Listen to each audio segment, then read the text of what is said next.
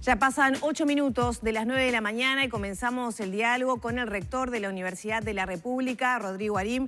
Hay muchos temas para dialogar, el rol fundamental que ha tenido la Universidad de la República y la acumulación de saber en la emergencia sanitaria y que está teniendo todavía, el tema presupuestal y un tema más reciente y que preocupa a muchos y en parte es reflejo de lo que pasa en la sociedad uruguaya, que tiene que ver con casos de acoso que se han conocido principalmente en el ámbito de Facultad de Medicina, pero que es algo que corta las disciplinas. Bienvenido, Arim.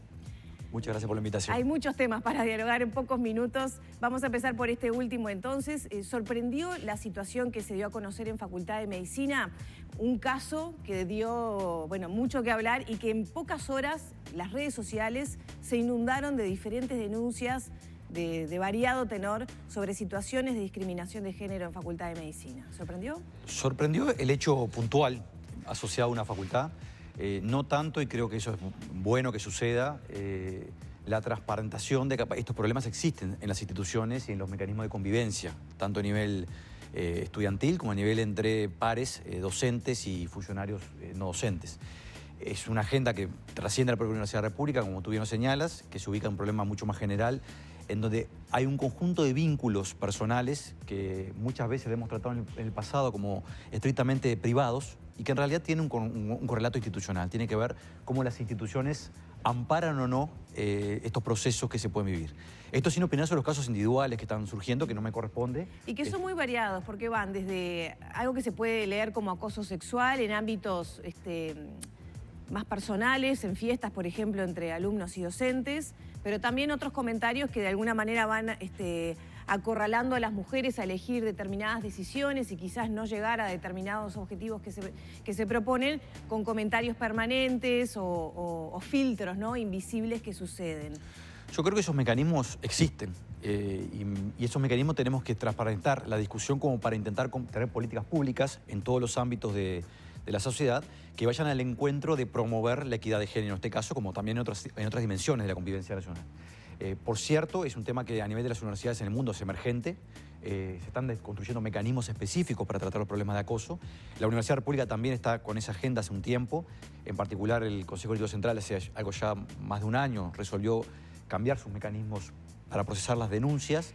No hemos terminado esa discusión, entre otras cosas porque el COVID-19 nos complicó la agenda que teníamos planteada. Iba a ser el primer semestre de este año, íbamos a terminar de delinear una estructura de soporte a los mecanismos de denuncia y de procesamiento de esas denuncias. Pero acá creo que tenemos que buscar una manera en donde, por un lado, demos las garantías del debido proceso, imprescindibles en un Estado de Derecho, simultáneamente se proteja a quien denuncia y se generen instrumentos, yo diría, podemos llamar de intervención soft, en el sentido de que sean preventivas en algún momento de esa etapa que tú señalas con claridad. Y para eso el diseño no es sencillo, creo que hay cierto espacio de prueba y error de qué cosas pueden funcionar y no, y hay que estar muy atento a las experiencias que a nivel nacional e internacional funcionan y aquellas que no funcionan, para poder diseñar algo que a partir de ahora tiene que ser parte de nuestra caja de herramientas como institución. Tener instrumentos que nos permitan, en primer lugar, prevenir y promover la equidad en todas sus dimensiones y el trato, yo diría, el trato en pie de igualdad de todos y en particular en términos de género, ¿verdad? Y simultáneamente tener mecanismos que sean de procesamiento de estos temas de una manera que sea ágil y se proteja también a quien está denunciando. Sin dudas. El tema es que también preocupa y hasta duele en cierta forma que tengan que llegarse a este tipo de instancias para que se tomen estas decisiones cuando se está hablando de algo que, como usted lo dijo, era un secreto a voces, algo naturalizado. ¿Cuántas mujeres, en este caso en particular, han pasado por todos estos años con ese techo de cristal, como se habla para el salario, pero que también se aplica a otros ámbitos? Y uno dice, bueno, pero ¿y hasta cuándo discutimos y cuándo efectivamente se toma una decisión definitiva en este ámbito o en otros para que de una vez por todas, por lo menos, haya mecanismos seguros? Yo creo que ahí hay un cambio cualitativo bien relevante en los últimos años. Y de vuelta, quizás hasta hay un punto de inflexión en el mundo que es el movimiento Me Too, en un momento eso, porque esto efectivamente es sabido que suceden estos procesos y procesos de discriminación muy importantes en términos de género. La propia academia ha investigado el tema hace mucho tiempo al respecto. Inclusive hay algunas investigaciones en el área social y de reclutamiento, por ejemplo, a nivel académico, que muestran con claridad que estos procesos existen con previos. Lo que entiendo es que efectivamente las instituciones hace ya unos años comenzaron a reaccionar y a empezar a construir estas herramientas, que no están prefiguradas en el propio, yo diría, hasta en el propio contrato jurídico de la sociedad uruguaya, con claridad cómo se tiene que procesar, ¿sí? Nosotros hemos avanzado, ya tenemos un instrumento nuevo, hace 2 años, 1 año y medio, que tenemos 2 instrumentos nuevos que, por un lado, le habilita a la persona a hacer denuncias mucho más privadas, un procesamiento distinto y, en todo caso, derivarlo cuando corresponda a mecanismos que estén más asociados al proceso administrativo tradicional. ¿Sí? ¿Esos cambios aumentaron las denuncias? O sea, ¿decidieron que más personas Esos cambios denunciaran? aumentaron algo las denuncias, pero sobre todo redujo el tiempo de procesamiento de algunas de esas denuncias. Lo cual no quiere decir que la institución no tenga alguna dificultad, y esto quiere ser muy claro. Nosotros hemos encontrado, hemos intervenido inclusive desde el rectorado en algunos casos que hemos encontrado algunos expedientes que se demoran más de la cuenta. ¿De cuántos casos hablamos denunciados? El año pasado, estamos hablando, a final del año pasado, el último semestre, cerca de 20 casos que hubo en el año pasado. Institucionalizado, ¿no? Yo, para ser claro, la Facultad de Medicina en todo caso habría que preguntar a la propia facultad y a su decano cuál es el proceso actual que están transitando. Ahí está, porque esa era otra pregunta. ¿Esos 20 casos son de qué? ¿Centralizados? Esos son casos que llegan a ámbitos centrales, que la institución genera, tiene 2 espacios de mecanismos, inclusive están en la página web de la universidad, donde se pueden generar hay 2 trayectorias posibles para esas denuncias. Una más acompañada por colectivos, me refiero a estudiantes, por docentes, representantes de estudiantes, docentes, funcionarios, y otro en donde tiene un espacio más privativo para poder tener un diálogo con equipos técnicos que puedan asesorar también a la persona. Eso está funcionando y simultáneamente tenemos a nivel de los servicios de las facultades instancias que se tienen que encargar de estos temas en particular. La situación de la Facultad de Medicina le corresponde en todo caso al decano poder plantear con precisión qué es lo que van a hacer en estos momentos. Pero ahí está. ¿Y qué evaluación se hace de cómo se procesaban las denuncias hasta ahora en los ámbitos más desconcentrados en las facultades? Parece ser que no eran muy eficientes, ¿no? Porque hay un montón de denuncias que aparecen en redes y que no se conocían hasta ahora. Yo creo que lo primero que hay que reconocer que tenemos un problema en esto, inclusive en esta mesa lo hice el año pasado, creo que fue una entrevista parecida. Sí, hablamos de exactamente. Lo segundo tiene que ver que tenemos que buscar la manera de ir internalizando el problema. Yo creo que la respuesta que dio la Universidad República durante un periodo de tiempo no son las adecuadas, ¿sí?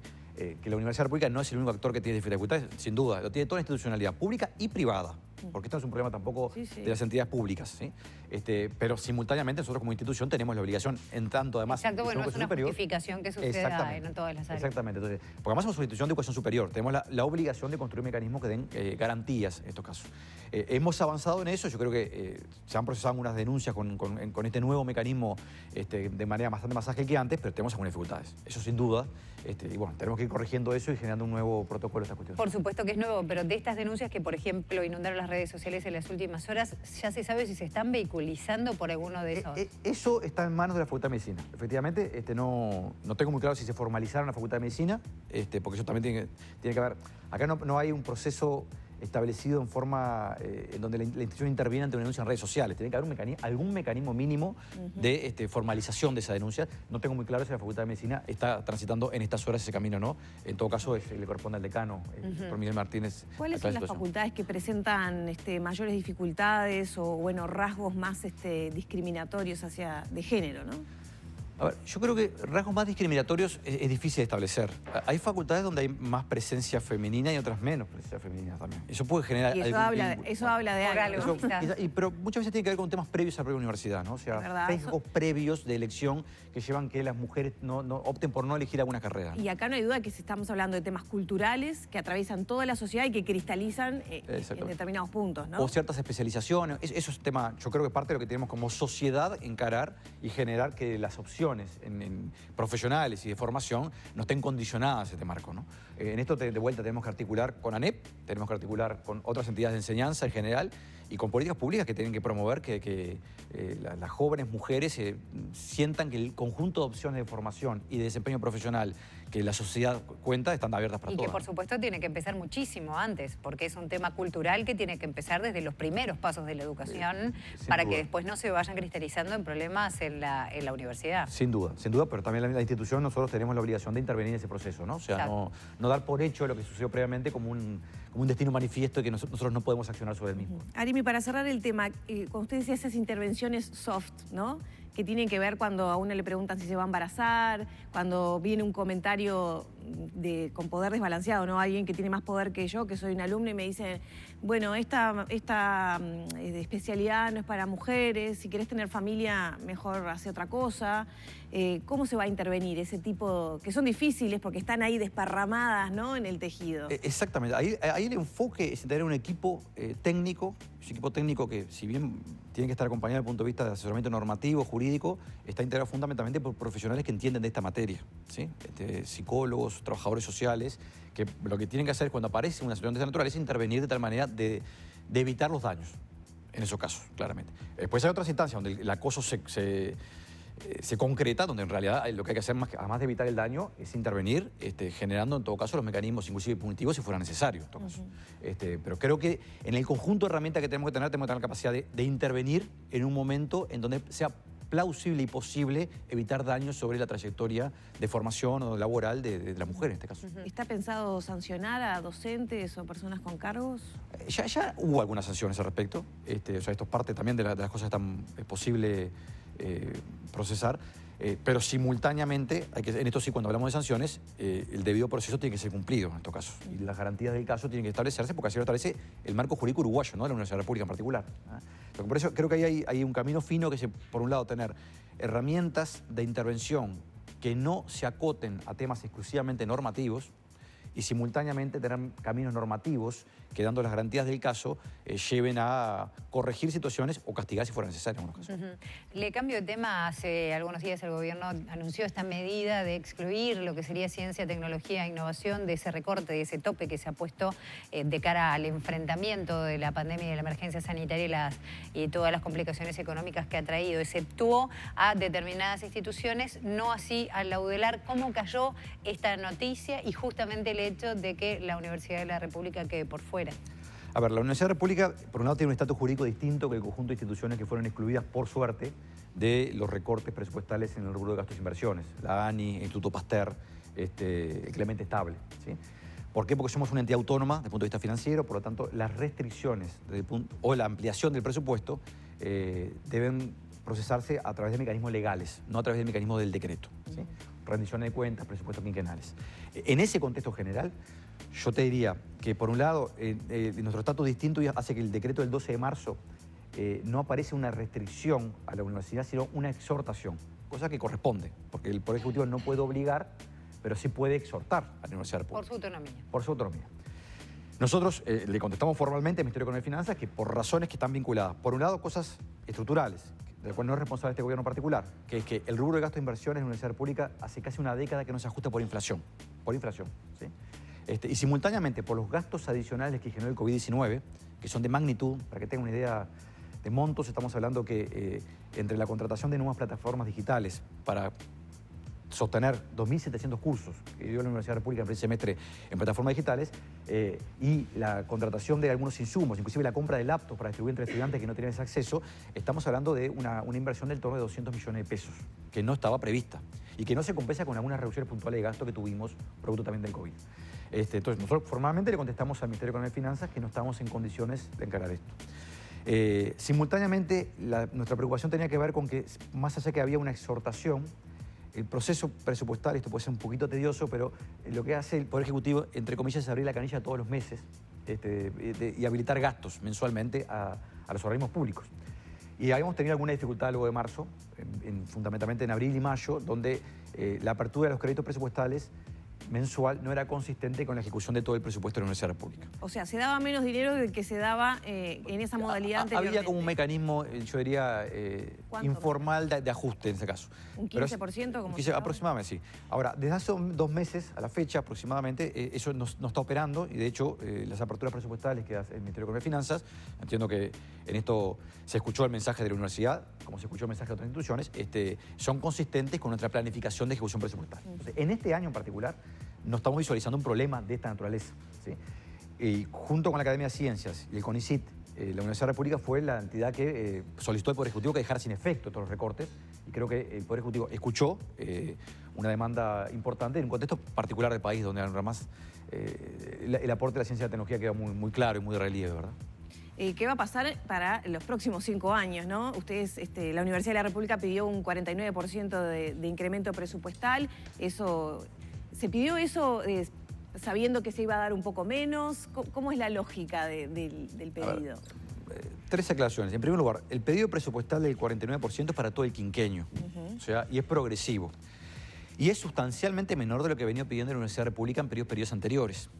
¿Por qué? Porque la Universidad de la República es consciente de la situación precaria desde el punto de vista financiero, desde el punto de vista social, fundamentalmente social y sanitario que atraviesa el país. De eso no hay duda al respecto.